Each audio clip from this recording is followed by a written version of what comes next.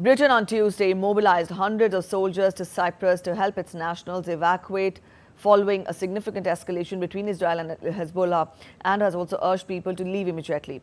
Britain has also urged its nationals to leave Lebanon and continue to advise against all travel to the country. Its Foreign, Commonwealth and Development Office said contingency plans are being rolled out to support British nationals in Lebanon and the region.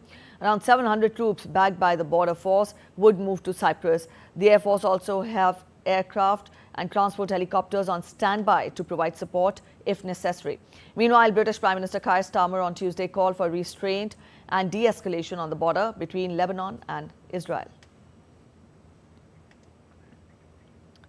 All right, our correspondent Amit Mukherjee is joining us with more. Amit, help us understand the gravity of the situation with the escalation being witnessed, being increased escalation being witnessed between Israel and Hezbollah on one side, and also we know how there is no solution in sight for the Gaza conflict. So tensions definitely simmering in the region, but help us understand how grave is the situation.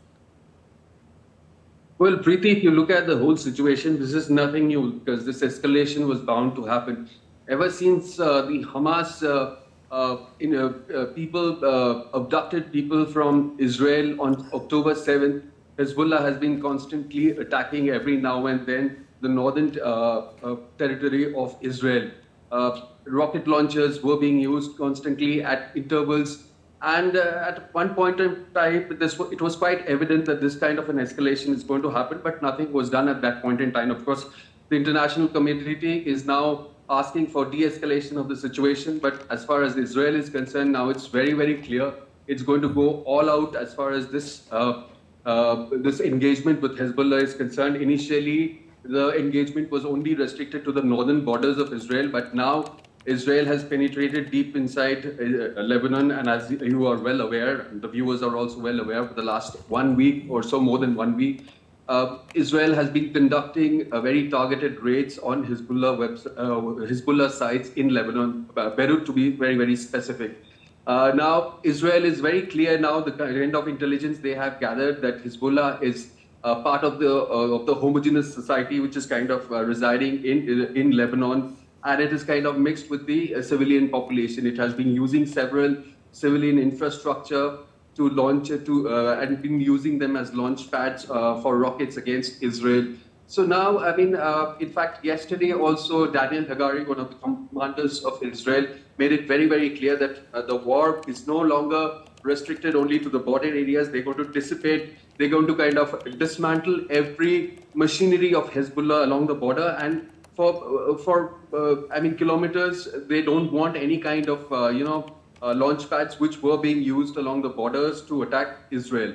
And yes, definitely, in the coming days, we're going to see the kind of aggravations getting more and more aggravated. Maybe. All right. So you tell us that more and more the situation is expected to further aggravate, but Amit, we've been seeing for almost a year now how the situation in Gaza is escalating.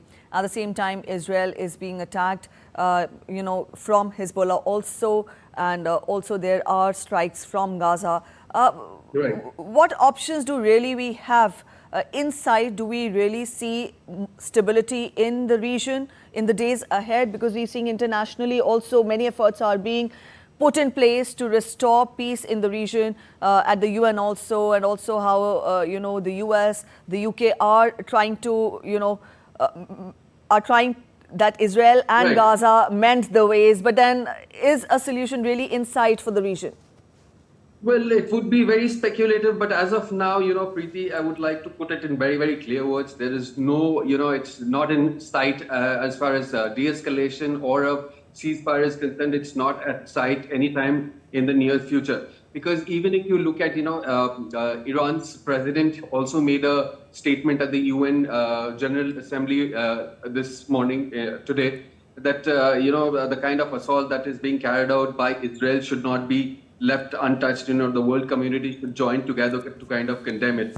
But the fact remains that Iran has also at some point in time been kind of extending some sort of a support to Hezbollah. And Hezbollah has also been asking for a direct Iranian involvement out here. But as it stands, that since the timing of it was that since Iran would be representing itself in the UN General Assembly, it was not really advisable to go whole hog along with the Hezbollah. So a de-escalation at this point of time is not anywhere close in the sight. And it's only going to get aggravated because Israel is very, very clear about the fact that it's not going to let this kind of a situation where the citizens of Israel are facing barrages of rocket every now and then on a regular basis. So Israel has kind of put in all its intelligence. It has gathered enough intelligence and have kind of identified sites that needs to be kind of dismantled. And every day we are seeing very measured and calculative airstrikes into Lebanese territory by Israel to kind of dismantle all these machineries which are being used as, to launch of offense against Israel. Preeti? All right, Amit, we'll leave it here. Thank you so much for joining in with those details.